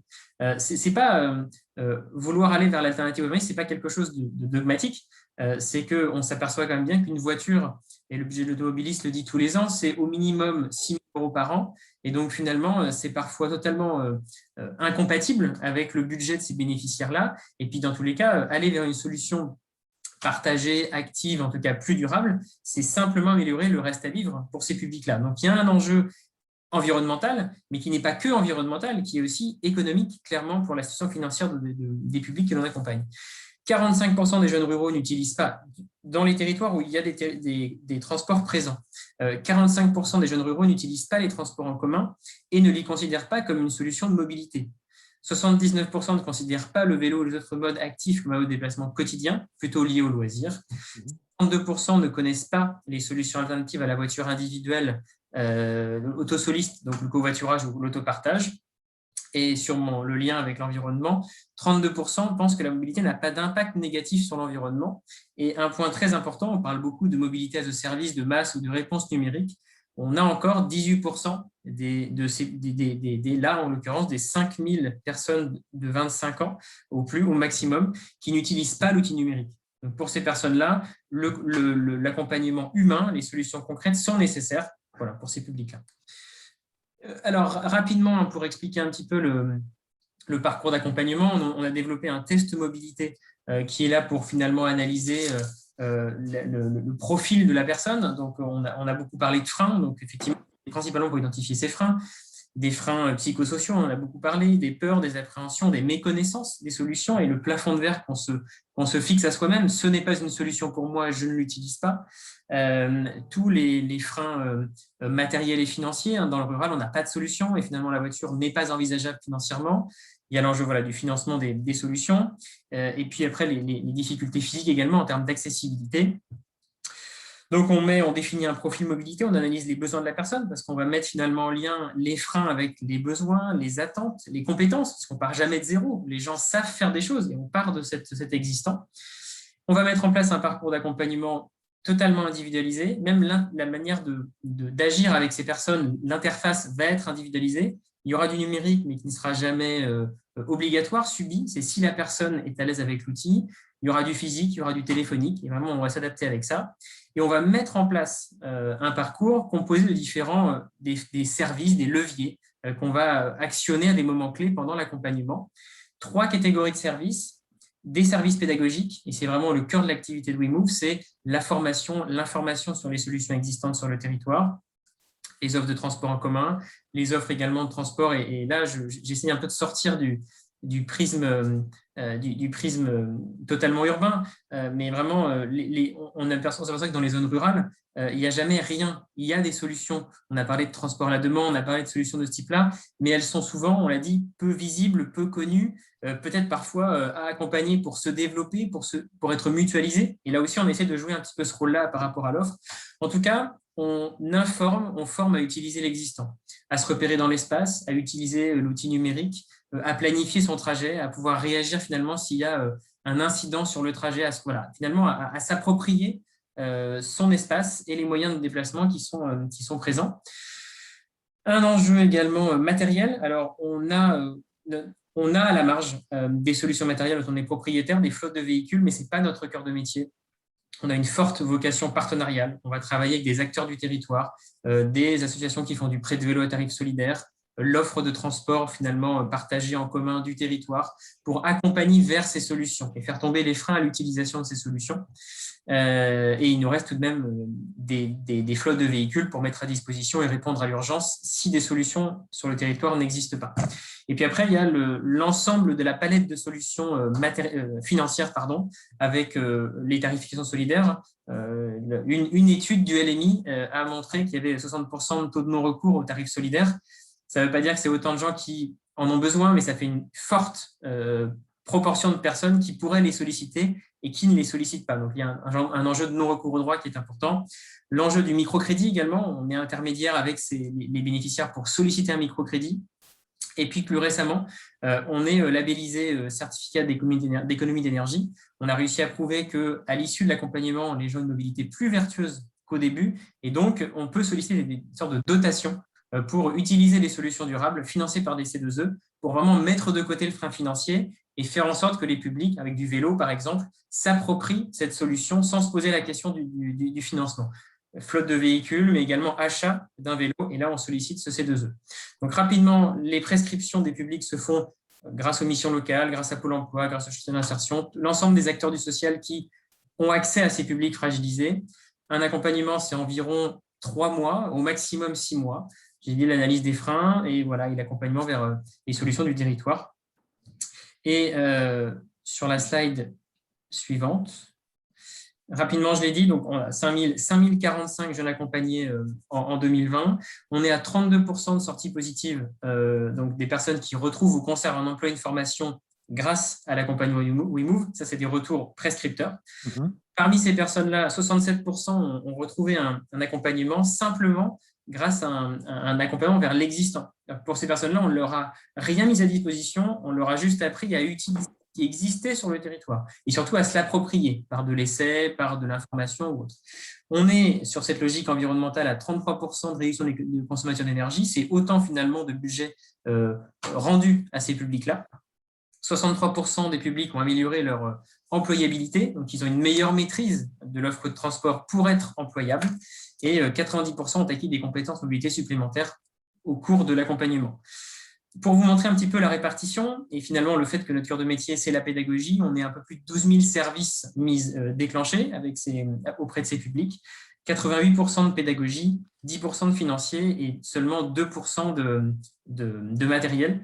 Donc vraiment aujourd'hui, voilà, l'idée c'est vraiment de dire que tous les territoires regorgent de solutions.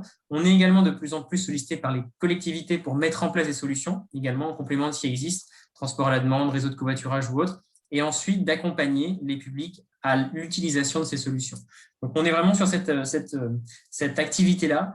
Il n'y a pas de fatalité. On fait en sorte sur tous les territoires soit de créer des solutions si elles manquent, et ensuite d'accompagner, de rendre visibles et lisibles les solutions et dispositifs qui sont présents et à disposition de ces publics qui en ont besoin. Voilà, merci.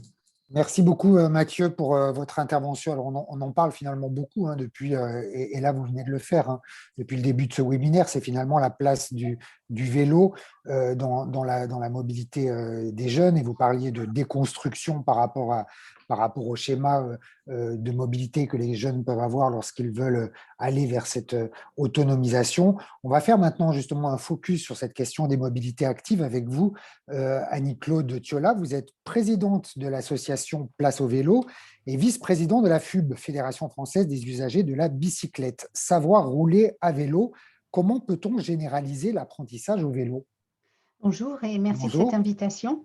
Alors, je reprécise, je suis présidente de Place au vélo Nantes, ce qui fait que mes exemples viendront surtout du territoire que je pratique au quotidien. Pour rejoindre les propos des intervenants précédents et particulièrement ceux de Mathieu à la petite, notre but, notre vocation en termes de fédération, c'est bien de permettre une génération vélo et de la faire naître, puisqu'il faut effectivement changer les pratiques d'une génération qui est motorisée depuis la naissance.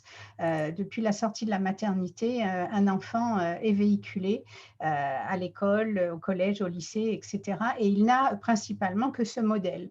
Je reprendrai l'exemple d'ailleurs du représentant de la métropole de Strasbourg, qui effectivement valorise l'exemplarité, et à commencer par le milieu familial, où il faut effectivement modifier absolument ce regard posé sur la voiture qui reste trop un marqueur social alors qu'il ne devrait être qu'un moyen de mobilité. C'est surtout aussi profiter de cette vague que malheureusement, entre guillemets, la crise sanitaire nous a apporté, puisqu'en un an et demi, on a gagné 5 ans de politique cyclable et 24% de cyclistes en plus, et pas seulement dans les milieux urbains, mais aujourd'hui, le milieu rural se met au vélo de façon assez significative. Des chiffres remontent de la part de l'association Vélo et Territoire, avec effectivement des élus qui commencent à prendre le vélo en considération aussi sur les territoires ruraux, puisque le vélo peut, dans bien des cas, être une réponse. Alors, je ne suis pas intégriste, hein, le vélo n'est pas la panacée ni la réponse universelle, mais il est une partie de la solution et cette solution doit être absolument valorisée. Il faut absolument utiliser tous les arguments qui sont propres à la pratique du vélo. Déjà, la liberté, et c'est quelque chose qui, en règle générale, est assez cher aux jeunes, de pouvoir être libre.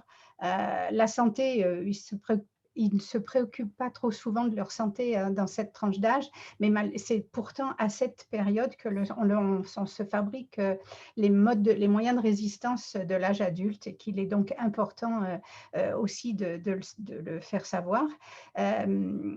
Mais par contre, la dimension économique est très importante, hein. On rappelait les chiffres qui sont d'ailleurs ceux de l'ADEME, hein, d'un coût d'une voiture environ de 6 000 € par an et qui sont bien sûr hors budget de bien nombre de jeunes, alors que le vélo peut ne rien coûter pratiquement si en plus on apprend à l'entretenir.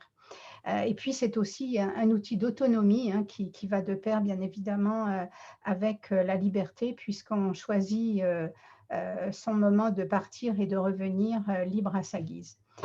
C'est de favoriser le vélo tout au long de la vie. Et aujourd'hui, il y a moyen de le faire, que ce soit à l'école élémentaire, au collège, au lycée. Aujourd'hui, il y a une réflexion et des outils qui permettent, hein, à la fois avec le savoir rouler dont je vous parlerai juste sur la slide suivante ensuite, mais aussi tout ce qui va permettre d'accompagner la pratique et les services. Et puis, pour faire le lien avec l'intervention de WeMove, Mathieu Alaphilippe, il me semble important parce que nous on est un exemple, c'est un exemple de pratique sur le territoire nantais et de la Loire-Atlantique, c'est de bien coordonner les acteurs de l'insertion et des plateformes de mobilité, ce qui aujourd'hui fait un petit peu carence parce que je m'aperçois en vous écoutant tous que on ne nous adresse pas les jeunes alors qu'on est sûr que sur notre territoire, il n'y a aucune raison qu'on fasse exception. Il y a aussi des jeunes qui ont besoin de cette sensibilisation et de cet accompagnement, puisqu'on forme entre autres une partie des conseillers mobilité de WeMove au brevet d'initiateur mobilité vélo, de façon à ce qu'ils sachent bien parler du vélo, mais qu'ils puissent aussi intervenir auprès de publics qui ont besoin de se faire accompagner sur le changement de pratique. Et cette notion de changement de pratique, elle est fondamentale parce que globalement, l'être humain n'aime pas changer. C'est un être pétri d'habitudes et que bouleverser ses habitudes est un vrai changement fondamental. Et que si on ne commence pas dès l'école et qu'il n'y a pas un discours récurrent tout au long de la vie, on n'arrive pas à changer nos pratiques de mobilité. Et il faut donc convaincre l'ensemble des publics visés. Et pour cela, diapositive suivante. Parlez-nous du savoir rouler à vélo, justement. Voilà, Il vous reste quelques secondes. Oui, la FUB a mis en place des programmes qui permettent de traverser tous les champs de socialisation.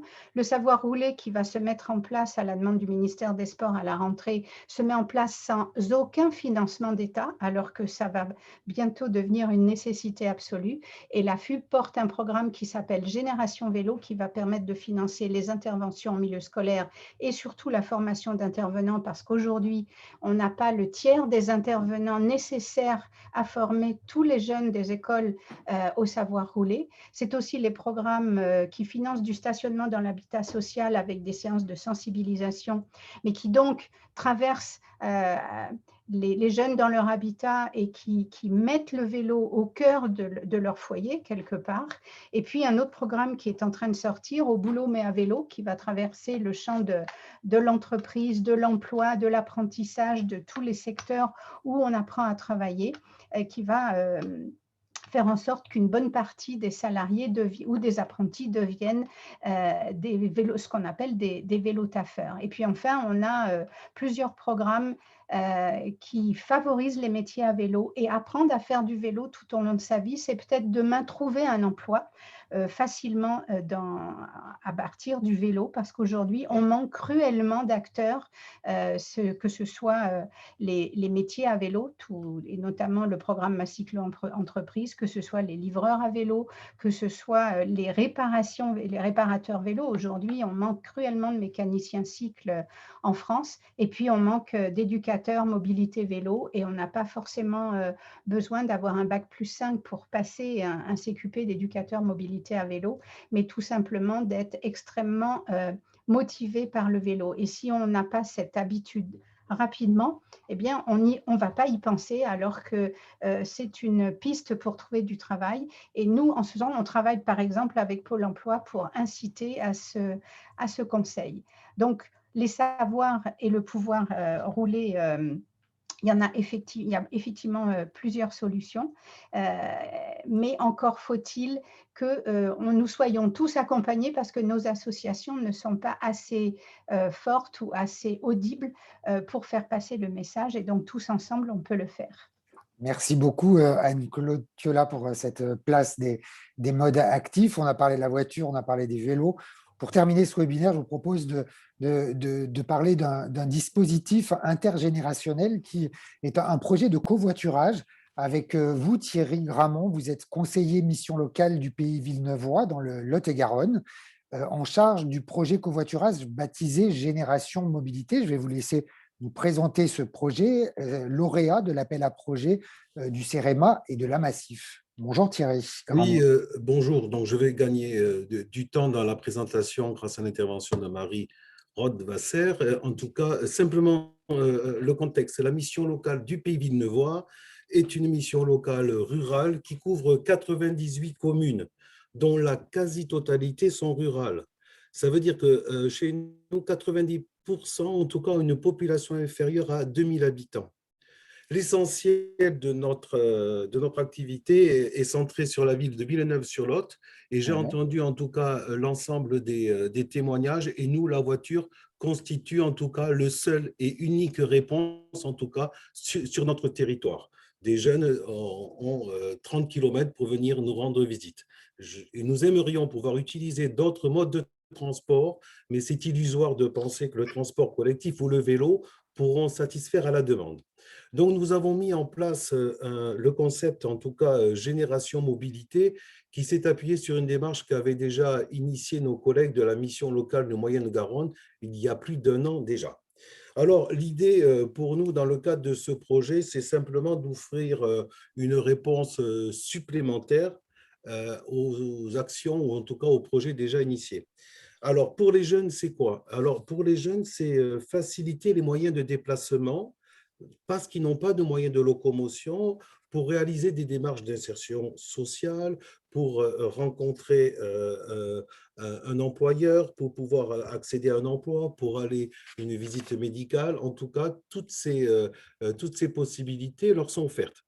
Pour nous, l'idée de ce projet était également de renforcer le lien social et de solidarité par la mise en place d'actions qui se veulent à la fois solidaires et intergénérationnelles, sous forme de covoiturage gratuit pour les jeunes et réalisé par des bénévoles dont l'ensemble sont des personnes à la retraite, mais nous ne désespérons pas non plus de mobiliser aussi des personnes actives.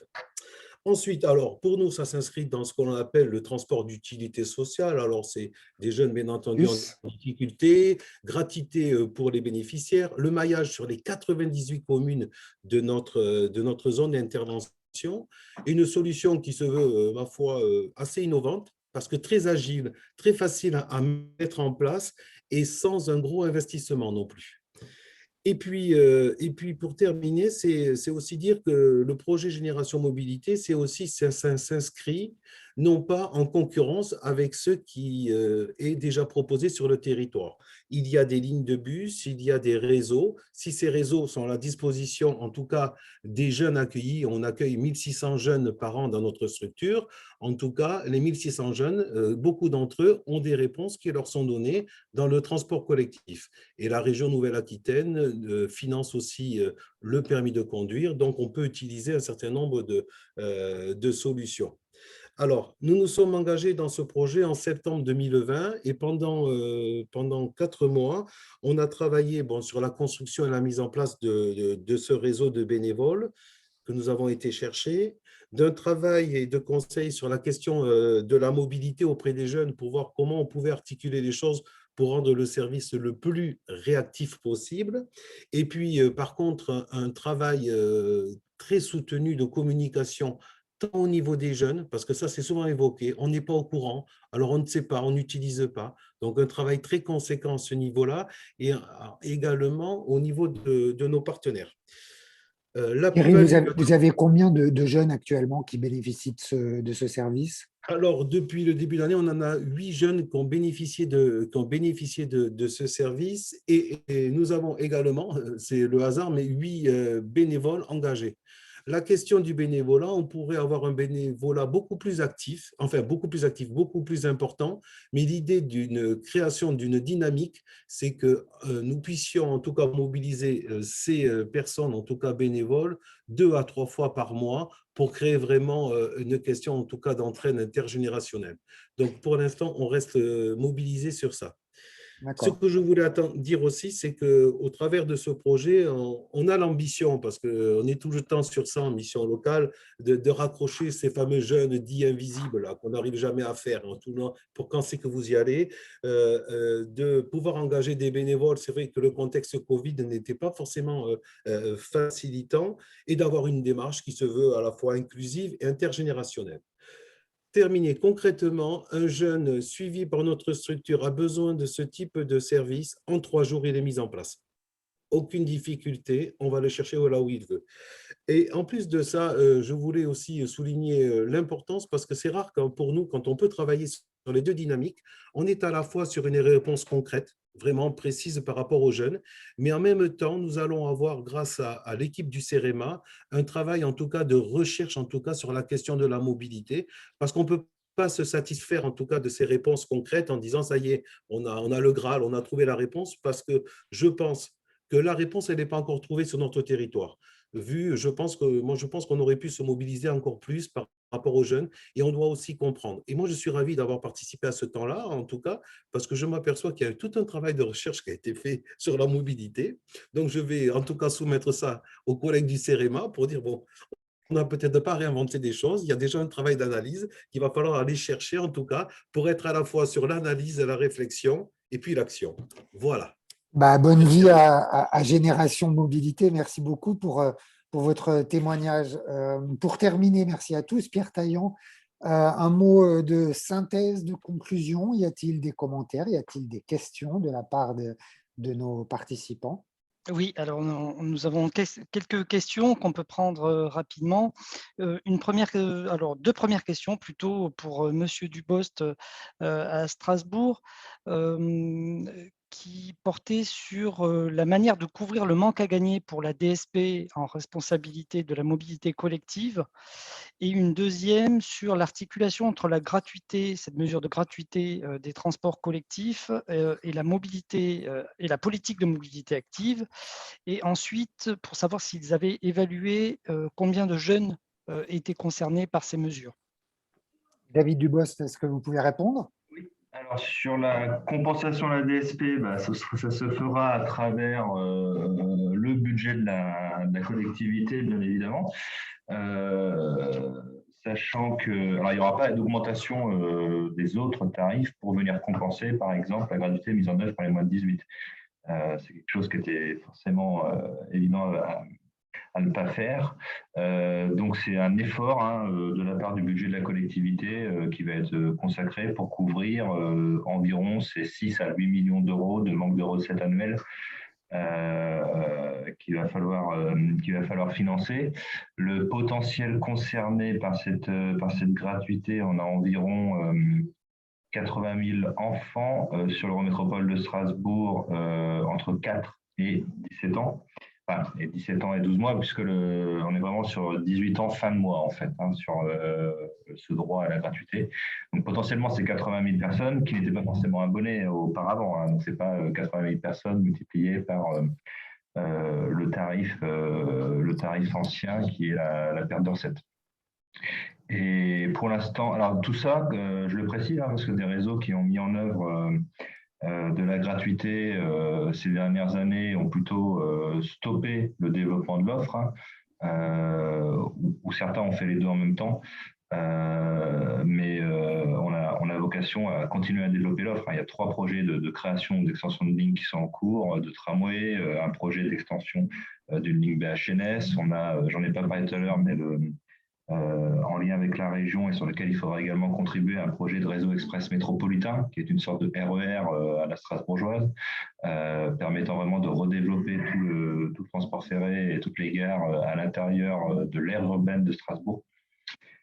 Et concernant le lien avec les modes actifs, pour l'instant, on ne s'en est pas encore saisi, mais par contre, ce que je pourrais dire comme lien de causalité, c'est la mise en œuvre des zones à faible émission fait qu'on est en train également de développer, qui va faire que les véhicules les plus polluants vont disparaître au fur et à mesure de manière échéancée entre 2022 et 2028. Des aides à la mobilité. Ça, j'aurais peut-être dû en parler, c'est assez important. C'est des aides qui vont se cumuler aux aides de l'État sur l'acquisition de vélos à assistance électrique, ou encore on réfléchit à la mise en œuvre de chèques mobilité permettant de développer une offre servicielle multimodale, on va dire, et donc d'utiliser une sorte de droit de retrait sur une aide qui serait donnée à une personne qui se débarrasserait d'un véhicule polluant pour avoir droit à un abonnement CTS, un droit de tirage sur du vélo, ou un droit de tirage sur Cities, qui est l'autopartage qui est présent sur Strasbourg. Je ne sais pas si je réponds à la question. Une question pour Monsieur Lacombe sur le permis de conduire. Un des participants se demandait s'il ne devrait pas être intégré dans le parcours scolaire. Alors j'entends, je suppose de manière obligatoire, un petit peu en quelque sorte nationalisé. Alors la question n'est pas nouvelle, elle s'est posée longtemps. Elle est déjà incluse quand je parlais des attestations de sécurité routière, puisque c'est vraiment, ça fait partie du parcours, que ce soit en 5e et en 3e, intégrer la totalité de la formation et du passage du permis de conduire en totalité, c'est quelque chose qui est beaucoup trop important. Et puis en plus, voilà, pour dire quelque chose, c'est vrai qu'on a tendance à demander à chaque fois qu'il y a quelque chose qui concerne tous les jeunes, on demande à l'Éducation nationale de prendre en charge et de le faire. Je crois qu'on ne peut pas tout lui demander non plus et de rajouter ça en plus, surtout que dans le permis de conduire, il y a certes le code, mais il y a aussi la conduite. Alors, ce qu'il faut savoir par contre, c'est que dans un certain nombre de formations professionnelles, le permis de conduire, que ce soit le permis de conduire de catégorie B, mais aussi le permis de conduire poids lourd, est intégralement pris en charge et compris dans la formation d'un certain nombre de formations professionnelles. Mais je pense que c'est quelque chose qui, effectivement, n'est pas forcément du ressort de l'Éducation nationale, en tout cas pour l'instant. Merci. Et peut-être une dernière question sur le scooter. Comme solution peu efficace et peu onéreuse. Un des intervenants, des participants est surpris que le 2 roues motorisé ait si peu la cote. Peut-être Mathieu à la petite, une vision de WeMove sur le 2 roues motorisé. Nous, on ne privilégie pas une solution par rapport à une autre. Effectivement, c'est une des solutions proposées et dans le parc de véhicules que l'on détient en propre, il y a ce type de solution et on le propose quand, encore une fois, il correspond aux besoins. Ensuite, nous, on électrise, entre guillemets, de plus en plus notre flotte et même sur les scooters, on va vers une flotte électrisée. Les C2E, d'ailleurs, nous permettent d'acquérir des solutions qui sont dans tous les cas électriques, que ce soit des VAE, des vélos électriques ou alors des scooters. Donc, c'est une solution, ça reste une solution quand même qui est relativement polluante, entre guillemets, en ratio par rapport au kilomètre parcouru. Donc, aujourd'hui, nous, sur ce type de solution, on va privilégier un scooter plutôt électrique qui va répondre aux solutions et qui s'adaptera aux différentes typologies de territoires sur lesquels on est présent. D'accord, merci beaucoup. Je crois qu'on va arrêter là, Francis, sur les, D'accord, Pierre. sur les questions. On a déjà largement dépassé Oui, le temps imparti. On a largement dépassé le temps imparti. Je vous rappelle juste que les différentes ressources qui ont été citées à l'occasion de ce webinaire, vous allez les retrouver. On va vous envoyer un mail pour avoir tous les liens utiles. Je voudrais en rajouter un. C'est la plateforme Un jeune, une solution, qui est une plateforme d'information et de services à destination des jeunes 16-13 ans qui propose un certain nombre de services que vous pourrez les retrouver. Je voulais vous remercier, celles et ceux qui ont participé évidemment à ce webinaire et ceux qui l'ont organisé. Le cycle de webinaires Tous Mobiles va continuer à la rentrée. L'épisode 5 sera consacré aux plateformes de mobilité à l'occasion de la publication par le LMI d'un guide pour tout comprendre des plateformes de mobilité qui est paru la semaine dernière. Je vous invite à aller le télécharger sur le site du LMI. Rendez-vous le 21 septembre prochain à 14 h. Et puis à noter également dans vos agendas la date du 12 octobre pour un épisode consacré aux quartiers prioritaires de la ville, quelques 5 millions d'habitants de quartiers prioritaires ou de territoires concernés par la politique de la ville, pour qui se déplacer reste une difficulté. Merci à tous d'avoir participé à ce webinaire et merci à vous tous d'avoir passé du temps avec nous. Bon après-midi, à bientôt. Merci. Merci, au revoir.